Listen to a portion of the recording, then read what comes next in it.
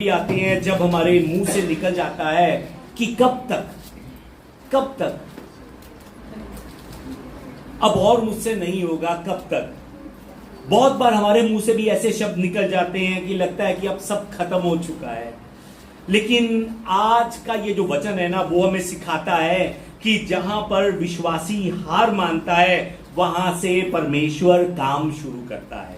आज का वचन जो है ना, हमें बताता है कि जब विश्वासी के लिए सब रास्ते बंद हो जाते हैं तब परमेश्वर उसके लिए नया रास्ता खोलता है। आज के इस वचन के द्वारा मैं 3 जरूरी बातें आप सबसे करना चाहता हूं। पहली बात जो आज के वचन के द्वारा मैं करना चाहता हूं वो ये है कि संकट हर किसी के जीवन में आता है। आइए एक बार मेरे पीछे बोले, संकट हर किसी के जीवन में आता है। याद रखिए, संकट हर किसी के जीवन में आता है, चाहे वो विश्वासी है चाहे वो ना विश्वासी है। हमारे साथ वाले से भी एक बार ही कहें कि संकट हर किसी के जीवन में आता है। हिजकिय्याह राजा, मैं आपको बताना चाहता हूं कि ये हिजकिय्याह राजा एक धर्मी राजा था, लेकिन हिजकिय्याह के जीवन में भी कठिन समय आया। बाइबल हमें बताती है कि धर्मी जन पर भी संकट आते हैं, धर्मी जन भी संकटों में से होकर गुजरता है। बाइबल हमें बताती है धर्मियों के जीवन में भी मुश्किलें आती हैं, बाइबल हमें बताती है। लेकिन वो मुश्किलें, वो संकट जो है, वो कठिनाइयां जो धर्मी जन के जीवन में आती हैं, वो कठिनाइयां उसे गिराने के लिए नहीं, वो निराश करने के लिए नहीं, वो उसे हराने के लिए नहीं, बल्कि उसके जीवन में एक नई शुरुआत करने के लिए, उस विश्वासी को आगे बढ़ाने के लिए धर्मी के जन में मुश्किलें आती हैं, कठिनाइयां आती हैं। हालेलुया। जो बात कर रहा हूं समझ पा रहे हैं? हिजकिय्याह को आज का वचन जब हम 9 नंबर आयत से देखते हैं तो हम जान सकते हैं कि हिजकिय्याह को एक पत्र मिलता है। किसकी ओर से पत्र मिलता है? असूर के राजा की ओर से पत्र मिलता है। असूर का राजा, ये असूर का राजा जिसका नाम सन्हेरीब था, ये बहुत ही ज्यादा क्रूर राजा था, बहुत ही ज्यादा। ये राजा इतना क्रूर था कि ऐसी बातें थी कि ये जहां पर भी जंग करने के लिए जाते थे, वहां पर जो इन्होंने पिछली जंग की थी उन लोगों की गर्दनें सबसे आगे अपने हाथों में उठाकर चलते थे, ताकि सामने वाला दुश्मन जो है ना, वो देखकर जान सके कि हां, पिछली बार भी जीत हमारी हुई थी और हमने अपने दुश्मन का क्या हाल किया था। इसलिए ये जो राजा है ना, बहुत ज्यादा इतिहास में क्रूर राजा में से एक माना गया था। अब ये राजा जो है ना, ये राजा हिजकिय्याह को पत्र लिखकर इसको डराता है, इसको धमकाता है। ये राजा हिजकिय्याह को धमका रहा होता है। जो धमकी देता है वो 19 की 10 और 11 नंबर आयत में लिखा हुआ है। जब हम 19 की 10 और 11 को देखते हैं तब उसमें इस तरह से हम जान सकते हैं, वचन में लिखा है, वो राजा हिजकिय्याह को कहता है कि तेरा परमेश्वर जिसका तू भरोसा करता है, ये कहकर तुझे धोखा ना दे कि यरूशलेम असुर के राजा के वश में ना पड़ेगा। देख, तूने तो सुना होगा कि असुर के राजा उन्हें सब देशों के साथ कैसा व्यवहार किया है और उनका सत्यानाश कर दिया है। फिर तू क्या बच पाएगा? ये बात जो है ना, ये बात असुर का राजा हिजकिय्याह को पत्र लिखकर कह रहा होता है। इस समय असुर का राजा हिजकिय्याह को धमकी देते हुए कह रहा है कि हिजकिय्याह, मैं देख लूंगा कि तू कैसे राज्य करता है, मैं देख लूंगा कि तू कैसे मेरा सामना करेगा, मैं देख लूंगा। मैं तुझ पर चढ़ाई करने के लिए अपनी सेना लेकर मैं आ रहा हूं। अभी तक कोई भी राजा हमारे सामने टिक नहीं सका है, कोई भी हम पर जय नहीं प्राप्त कर सका है। हिजकिय्याह, तू किसी गलत फहमी में मत रहना, किसी गलत सोच में मत रहना कि तेरा परमेश्वर तुझे और तेरे लोगों को बचा लेगा। सिर्फ इतना ही नहीं, बल्कि हिजकिय्याह राजा उन यहूदा के लोगों को भी कहता है कि हिजकिय्याह तुमको धोखा ना देने पाए, क्योंकि वो तुम्हें मेरे हाथ से नहीं बचा सकता, ना वो हिजकिय्याह ना उसका परमेश्वर। ये धमकी जो है ना, असूर का राजा उन यहूदा के लोगों को और हिजकिय्याह राजा को दे रहा था। एक्चुअली ये जो युद्ध था ना, ये केवल एक युद्ध नहीं था, ये हिजकिय्याह के विश्वास की परीक्षा थी। ये हिजकिय्याह के लिए क्या था? विश्वास की परीक्षा। मैं आपसे पूछना चाहता हूं, क्या आज आपके जीवन में कोई आपको डरा रहा है? क्या आज आपको भी कोई धमका रहा है? क्या आज आपको भी धमकी देकर कोई कह रहा है आपसे कि मैं देख लूंगा कि तुझे कौन बचाता है, तू कैसे घर से बाहर निकलेगा, मैं देख लेता हूं। हिजकिय्याह जैसे परमेश्वर के दास को भी आसूर के राजा ने संदेश भेजा था कि कैसे तू हमारा सामना करेगा, मैं देख लूंगा, कैसे तुम विजयी होगे, मैं देख लूंगा। हम हार रहे हैं, वो राजा कहता, वो असूर का राजा कहता है कि हम हार रहे हैं, हम तुम्हारे टुकड़े टुकड़े कर देंगे, हम तुम्हारे देश को अपने अधीन कर देंगे। ये धमकी जो है ना, ये असूर का राजा देकर हिजकिय्याह को और यहूदा के लोगों को डरा रहा था। जब आसूर के राजा ने हिजकिय्याह को यह धमकी से भरा पत्र लिखा, उस समय हिजकिय्याह ने क्या किया मालूम है आपको?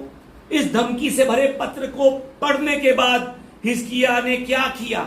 अध्याय 14 से लेकर 19 को जब हम देखते हैं तो उन आयतों में लिखा हुआ है कि हिजकिय्याह राजा उस पत्र को लेकर परमेश्वर के पास गया।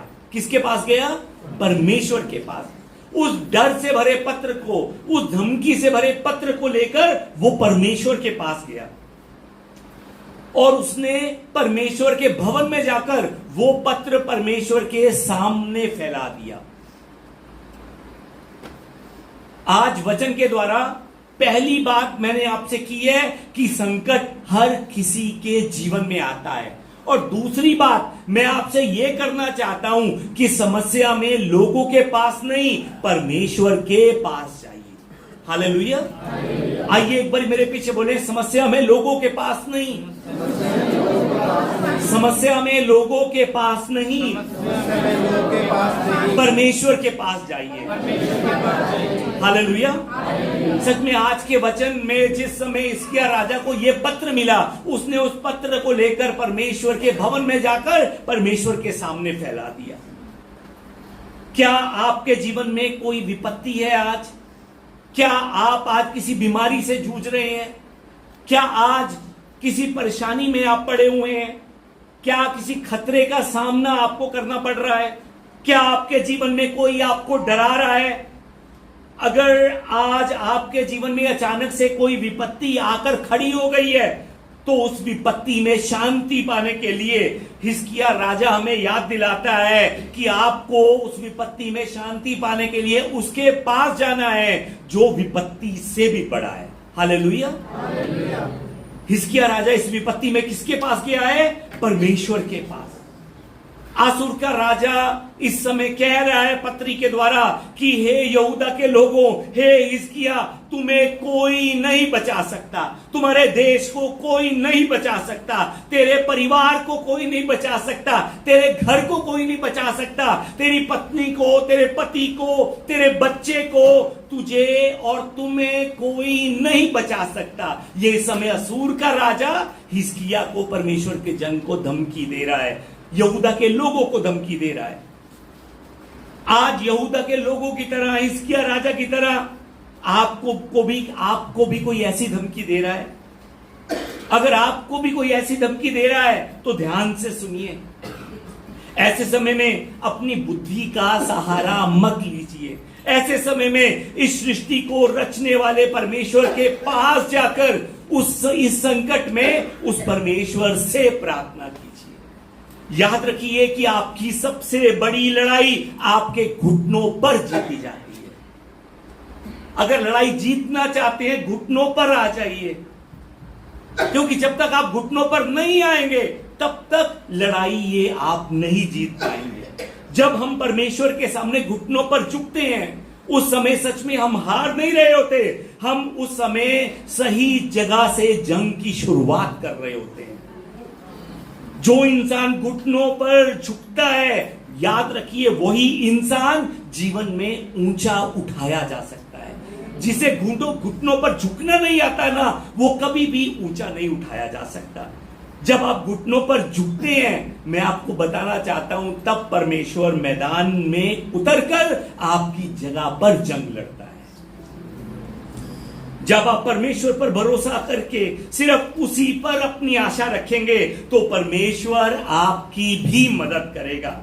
हिजकिय्याह की तरह जब आप भी अपने दुखों में, अपने डर में परमेश्वर के पास जाएंगे और उस दुख को, उस डर को, उस परेशानी को, उस समस्या को परमेश्वर से बांटेंगे तो परमेश्वर आपको आराम देगा, परमेश्वर आपको विश्राम देगा। प्रभु यीशु ने भी हमसे कहा है, जो लोग प्रभु यीशु पर विश्वास करते हैं, प्रभु यीशु ने उनसे कहा है कि हे सब परिश्रम करने वालों और बोझ से दबे लोगों मेरे पास आओ। हे सब परिश्रम करने वालों और बोझ से दबे लोगों, डर से दबे लोगों, परेशानी से डरे लोगों, चिंताओं से डरे भरे हुए लोगों मेरे पास आओ। यीशु कहते हैं मैं तुम्हें विश्राम दूंगा। प्रभु यीशु कहते हैं मेरे पास आओ, मैं तुम्हें आनंद दूंगा, मैं तुम्हें शांति दूंगा, मैं तुम पर अपना अनुग्रह करूंगा, मैं तुम्हारे जीवन में अपनी आशीष को भरूंगा, मैं तुम्हारा जीवन आशीषों से भर दूंगा। हिजकिय्याह ने उस युद्ध में तलवार नहीं उठाई। मैं फिर से बताना चाहता हूं, असुर का राजा जिस समय उस पर हमला करने के लिए अपनी विशाल सेना को लेकर आ रहा था, उस समय हिजकिय्याह ने उस युद्ध में तलवार नहीं उठाई।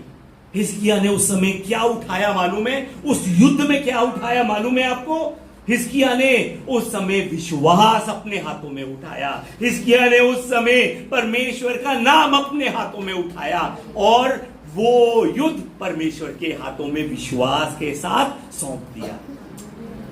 जब आप भी जीवन की मुश्किलों में अपने विश्वास में आगे बढ़ेंगे, परमेश्वर को लेकर आगे बढ़ेंगे, तब परमेश्वर आपको जीवन के हर एक युद्ध में विजय दिलवाएगा। हालेलुया।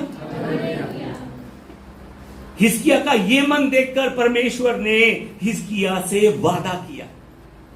दूसरे राजाओं की पुस्तक अध्याय 19 की 32 को जब हम देखते हैं तो परमेश्वर हिजकिय्याह राजा से वादा करता है। 32, 33 और 34 नंबर आयत को अगर पढ़ सकते हैं तो आइए हम मिलकर ऊंची आवाज में पढ़ें। आइए हम शुरू करें। यह परमेश्वर का वादा है उस विश्वास को देखते हुए। आइए मिलकर पढ़ें। परमेश्वर कहता है, इसीलिए यहोवा असूर के राजा के विषय में यो कहता है कि वह इस नगर में प्रवेश करने वरन इस पर एक तीर भी मारने ना पाएगा और ना वह ढाल लेकर इसके सामने आने व इसके विरुद्ध दमदमा बनाने पाएगा। जिस मार्ग से वह आया उसी मार्ग से वह लौट भी जाएगा और इस नगर में प्रवेश ना करने पाएगा।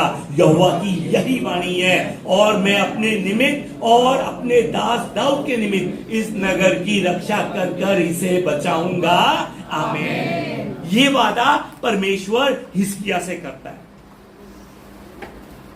आपके बारे में कोई कुछ भी बोले, मैं आपको बताना चाहता हूं वो नहीं होगा जो आपका दुश्मन बोल रहा है। सिर्फ परमेश्वर की कही गई बात आपके जीवन में पूरी होगी। हालेलुया। आपका दुश्मन आपको जितना मर्जी डराए, आपका दुश्मन आपको जितना मर्जी धमकाए, आपकी बीमारी आपको जितना मर्जी परेशान कर कर डराए, वो आपका बाल भी बांका नहीं कर पाएगा, क्योंकि आपके संग संग चलने वाला आपका यहोवा परमेश्वर है। और वो परमेश्वर आपसे कहता है कि आपके दुश्मन जिस रास्ते से आएंगे वो उसी रास्ते से भाग जाएंगे। विश्वास कीजिए, सच में विश्वास कीजिए उसके वचन पर। जो वो कह रहा है वो पूरा करेगा। विश्वास कीजिए उस पर। 34 नंबर आयत में बहुत ही अद्भुत बात परमेश्वर कहते हैं। 34 नंबर आयत में लिखा है कि मैं अपने निमित्त और अपने दास दाऊद के निमित्त इस नगर की रक्षा कर कर इसे बचाऊंगा। यहां पर परमेश्वर दो के कारण इस नगर को, इस नगर के लोगों को बचाएंगे। वो दो कौन है? एक परमेश्वर खुद और दूसरा कौन है? दाऊद। परमेश्वर कहते हैं कि मैं दाऊद से किए गए वादे के कारण इस नगर को बचाऊंगा। मैं दाऊद से किए गए वादे के कारण इस नगर की रक्षा करूंगा। हालेलुया। हमने दाऊद के बारे में बहुत बार सुना है, बहुत बार। और हम सब जानते हैं कि दाऊद ने एक बहुत बड़ी गलती की थी, बहुत बड़ा पाप किया था।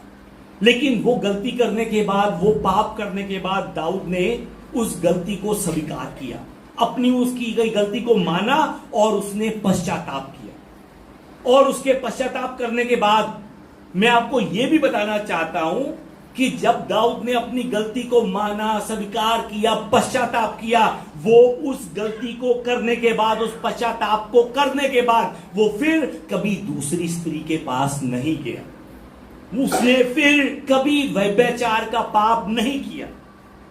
गलती कर कर अपनी गलती को स्वीकार करना, उस गलती के लिए पश्चाताप करना, फिर उस गलती को फिर से ना दोहराना ही सच्चा पश्चाताप है। एक बार फिर से मैं बताना चाहूंगा, गलती कर कर अपनी गलती को स्वीकार करना और स्वीकार कर कर उस गलती के लिए पश्चाताप करना और पश्चाताप कर कर उसी गलती को जो की थी उसको फिर से ना दोहराना ही सच्चा पश्चाताप है। परमेश्वर ने दाऊद को देखा, उसके सच्चे पश्चाताप को देखा और उस पर अनुग्रह किया। इसीलिए परमेश्वर दाऊद को अपना दास कहते हैं, अपना दास। जो बात कर रहा हूं समझ रहे हैं? बहुत से लोग जो है ना गलती करते हैं, पश्चाताप करते हैं, पर फिर से उसी गलती को दोहराते हैं और फिर से वही मुश्किल उनके जीवन में आ जाती है। नहीं, उससे बड़ी मुश्किल उनके जीवन में आ जाती है। दाऊद के जीवन को देखिए, गलती की, स्वीकार की, पश्चाताप किया और फिर से उस गलती को नहीं दोहराया। यह सच्चा पश्चाताप है। मैं आपको बताना चाहता हूं कि आपको भी अपने घर के लिए दाऊद बनना है। हालेलुया। आपको भी सच में अपने वंश के लिए दाऊद बनना है, अपने वंश के लिए। मेरी ये बात सुनने के बाद कुछ भाई जो है ना मुझे बहुत गुस्से से देख रहे हैं, मुझे लग रहा है, और शायद मन में कह रहे होंगे कि हो पास्टर जी मुझे दाऊद जैसा बनने के लिए कह रहे हैं, दाऊद जैसा पाप करने के लिए कह रहे हैं, मुझसे भी पास्टर जी कह रहे हैं कि मैं भी व्यभिचार करूं, ये कह रहे हैं। मैं ये नहीं कह रहा आपको, मैं आपको दाऊद जैसा बनने के लिए कह रहा हूं। दाऊद ने क्या किया था? सच्चा पश्चाताप किया था। सच्चा पश्चाताप, ऐसा सच्चा पश्चाताप जो फिर से उसी गलती को ना दोहराए, ऐसा पश्चाताप। जैसे दाऊद ने परमेश्वर के मन को समझा और परमेश्वर के मन के अनुसार चला, वैसे ही आपको भी परमेश्वर के मन को समझना है और परमेश्वर के मन के अनुसार चलना है। हालेलुया। मैं एक सवाल पूछना चाहता हूं कि आज का वचन यानी कि हिजकिय्याह के समय में क्या दाऊद जीवित था? नहीं, दाऊद मर गया था। इस समय से जब आज का ये वचन लिखा गया है, उस समय से लगभग 280 से 300 साल पहले दाऊद जो है वो मर गया था। क्या मतलब हुआ इसका? कि 300 साल पहले ही दाऊद की मृत्यु हो गई थी। लेकिन आज लगभग 300 साल बाद परमेश्वर हिजकिय्याह से कह रहे हैं, 300 साल बाद परमेश्वर दाऊद के परपोते से कह रहे हैं कि मैं मेरे दास दाऊद से की गई वाचा के अनुसार मैं तुम्हारा और तुम्हारे राज्य का अंत नहीं होने दूंगा। परमेश्वर कह रहे हैं कोई भी तुम पर जीत नहीं पाएगा। परमेश्वर कह रहे हैं। माता पिता ध्यान से सुनिए, इस समय हमें अपना जीवन कैसे बिताना है। यदि हम मर भी जाएं तो मेरे कारण, आपके कारण परमेश्वर सिर्फ हमारे बच्चों को नहीं बल्कि हमारे बच्चों की भी रक्षा करता रहे। हमें ऐसा जीवन बिताना है। अगर आपके बच्चे परमेश्वर से पूछें कि परमेश्वर आप मेरी इतनी रक्षा क्यों कर रहे हैं, तो उस समय परमेश्वर उनसे कह सके कि जो वादा मैंने तुम्हारी माता से किया था, जो वादा मैंने तुम्हारे पिता से किया था, उस वादे के कारण मैं तुम्हारी रक्षा कर रहा हूं। सच में अगर परमेश्वर हमारे बच्चों से, हमारे वंश के बच्चों से ऐसी बात करे तो इससे बड़ी आशीष हमारे जीवन में और क्या हो सकती है। आप महंगी महंगी गाड़ियों में घूमना चाहते हैं, या फिर परमेश्वर के द्वारा अपने बच्चों की रक्षा करवाना चाहते हैं? आप बड़े बड़े घरों में रहना चाहते हैं, या परमेश्वर के द्वारा अपने बच्चों की रक्षा करवाना चाहते हैं?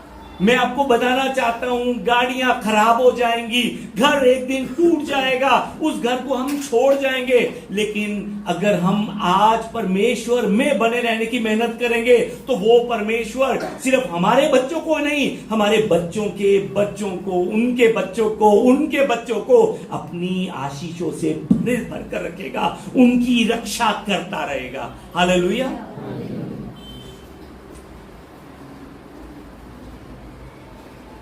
हिजकिया राजा जब डरा हुआ था, तब परमेश्वर ने उससे कहा कि मत डर, दाऊद के कारण मत डर।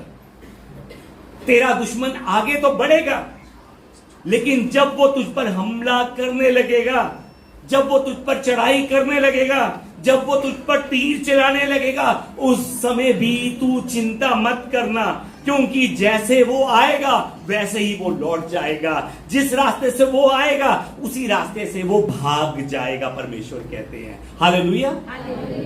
और आपको मालूम है कि उसी रात, किस रात? जिस समय हिजकिय्याह परमेश्वर के पास गया, उसने परमेश्वर के सामने वो डर से बड़े पत्र को बिछा दिया। उसी रात क्या हुआ? जिस समय हम 19 की 35 नंबर आयत को पढ़ते हैं, 19 की 35 नंबर आयत में लिखा है कि उसी रात परमेश्वर के दूत, उसी रात परमेश्वर का दूत आसुरियों की छावनी में घुसा और 1,85,000 पुरुषों को उसने मार दिया। कितने दूतों ने मारा? एक दूत ने कितने लोगों को? 1,85,000 आसुरियों को मार दिया। सुबह भोर के समय में लोगों ने देखा कि उनकी लाशें ही लाशें बिछी हुई हैं, लाशें ही लाशें। और वो सेनहेरीब राजा जो बड़ी बड़ी धमकियां दे रहा था, जो बड़ी बड़ी बातें कर रहा था, वो उसी दिन सुबह उन लाशों को देखकर वो निन्वे में भाग गया, निन्वे में भागकर चला गया। हालेलुया। अभी तक आपको मैंने दो बातें बताई हैं। पहली बात कि संकट हर एक के जीवन में आता है। दूसरी बात, समस्या में लोगों के पास नहीं, परमेश्वर के पास जाइए। और तीसरी बात आगे मैं आपको यह बताना चाहता हूं कि प्रार्थना परिस्थिति नहीं, परिणाम बदलती है। आमीन। आइए एक बार मेरे पीछे बोले, प्रार्थना हालातों को नहीं, परिणाम बदलती है। प्रार्थना परिस्थितियां नहीं, परिणाम बदलती है।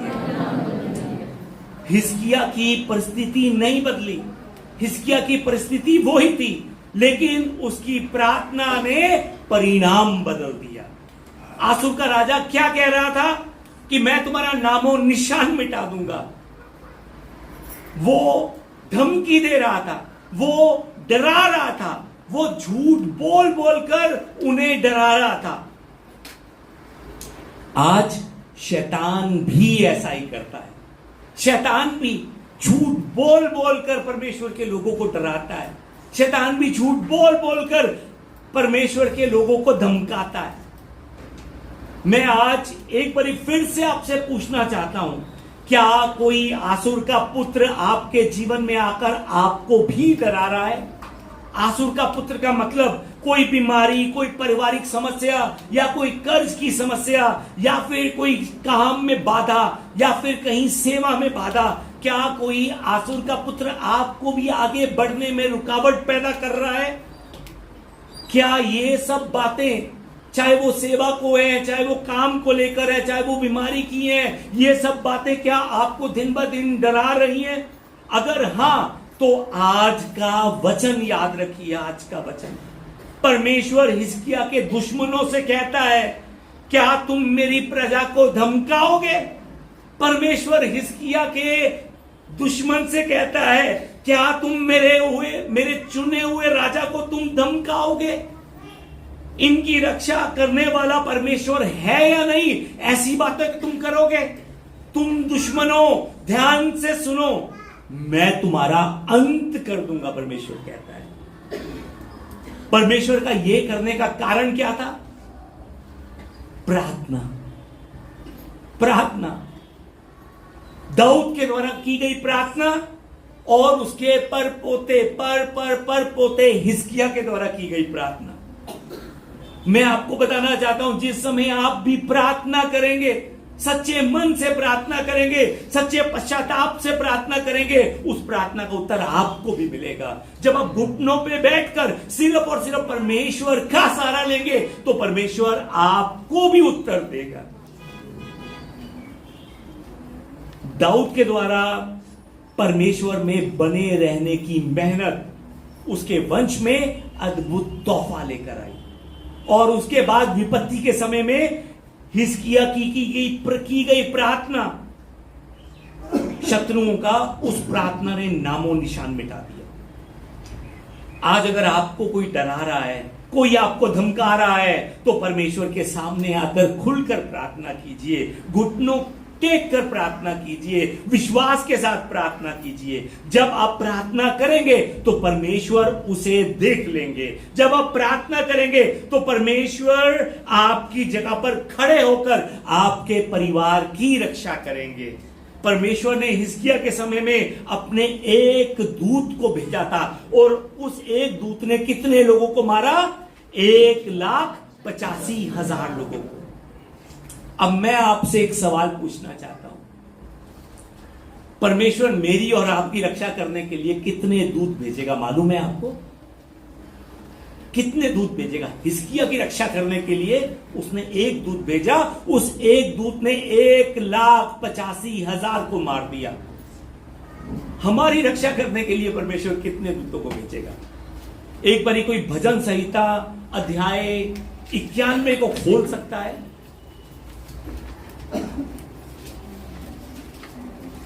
भजन संहिता अध्याय 91 की 11 नंबर आयत में लिखा है कि वह अपने दूतों को तेरे निमित्त आज्ञा देगा कि जहां कहीं तू जाए वह तेरी रक्षा करे। किसको आज्ञा देगा? अपने दूत को या दूतों को आज्ञा देगा। क्या लिखा हुआ है? दूतों को। अगर एक दूत 1,85,000 को मार सकता है, परमेश्वर के बाकी दूत जब हमारी रक्षा करने के लिए आएंगे तो बड़े से बड़ा दुश्मन भी आएगा जरूर, पर वो डर के मारे भाग जाएगा। मैं और आप परमेश्वर की नजर में कितने बहुमूल्य हैं मालूम है आपको? कितनी हमारी कीमत है मालूम है आपको? उसने हमारे लिए प्रभु यीशु को दे दिया। मैं और आप कितने कीमती हैं।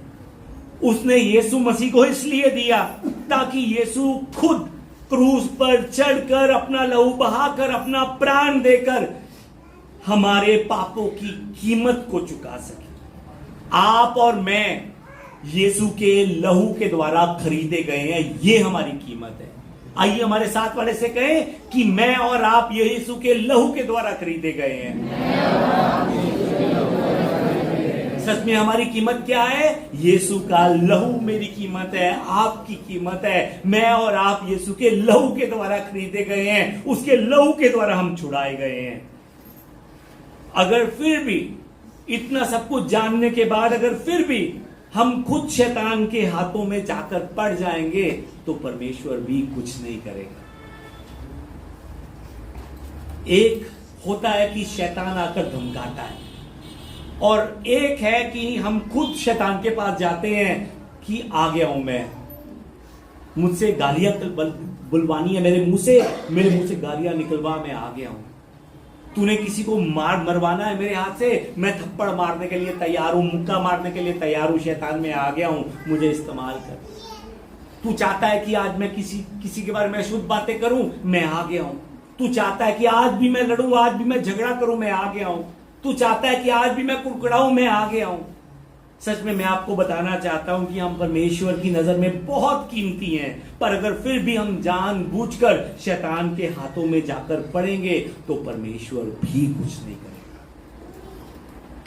एक छोटी सी कहानी सुनाकर आज वचन की समाप्ति करना चाहूंगा। एक दिन एक आत्मिक व्यक्ति सुसमाचार का प्रचार कर रहा था। अचानक से जिस देश में वो प्रभु यीशु के नाम का प्रचार कर रहा था, अचानक से उस देश के सैनिक उसे मारने के लिए उसके पीछे पीछे दौड़ना शुरू कर देते हैं। वो विश्वासी अपनी जान को बचाने के लिए जंगलों की तरफ को भागता है, पहाड़ों की तरफ को भागता है। उसके दुश्मन भी उसे मारने के लिए घोड़ों पर सवार होकर आ रहे हैं और वो विश्वासी अपनी जान बचाने के लिए पैदल भाग रहा होता है। कुछ देर बाद ये विश्वासी अपनी जान बचाने के लिए थककर एक छोटी सी गुफा में जाकर छुप जाता है और वहां पर उस छोटी सी गुफा में जाकर थककर घुटने टेक कर परमेश्वर से वो प्रार्थना करने लगता है। वो घुटने टेक कर परमेश्वर से उस छोटी सी गुफा में प्रार्थना कर रहा होता है कि हे परमेश्वर, सैनिक जो है वो मुझे मारने के लिए तलवार उठाए आ रहे हैं, तू कैसे मेरी रक्षा करेगा मैं नहीं जानता, पर परमेश्वर मेरी रक्षा कर मुझे बचा मेरे परमेश्वर। जब वो प्रार्थना कर रहा होता है तब उसी बीच 7 से 8 मकड़ियां आती हैं और मकड़ियां आकर उस गुफा के द्वार के बाहर आकर जाला जो है ना वो बनाना शुरू कर देती हैं। ये विश्वासी प्रार्थना कर रहा था। क्या प्रार्थना कर रहा था? कि परमेश्वर मेरी रक्षा कर, तू मेरा शरण स्थान है, तू मेरा रक्षक है परमेश्वर। वो प्रार्थना कर रहा था, अचानक से 7-8 मकड़ियां आई और वो आकर जाल बनाना, द्वार पर, गुफा के दरवाजे पर उन्होंने जाल बनाना शुरू कर दिया। अब उन मकड़ियों को देखकर ये व्यक्ति जो घुटनों के बल में बैठकर प्रार्थना कर रहा था, उन मकड़ियों को देखकर कहता है कि परमेश्वर अपने दूतों को भेजिए, मैंने तो आपके दूतों से रक्षा मांगी थी, मैंने तो आपसे प्रार्थना की थी कि परमेश्वर आप अपने दूतों को भेजिए, पर क्या आपने इन मकड़ियों को भेज दिया। ये छोटी छोटी मकड़ियां, ये क्या मेरी रक्षा करेंगी? ये मकड़ियां और इनका जाल, ये क्या मेरी जान बचा पाएंगे परमेश्वर? वो और ज्यादा चिंतित होकर और ज्यादा दुखी होकर प्रार्थना करने लगा। अब उस छोटे से समय में उन मकड़ियों ने उस छोटे से गुफा के द्वार के बाहर जाल जो है वो बना दिया, अपना पूरा जाल बना दिया। इसी बीच में सैनिक जो है ना, सैनिक वो वहां पर आकर खड़े हो गए। सैनिक बिल्कुल गुफा के बाहर खड़े हुए थे।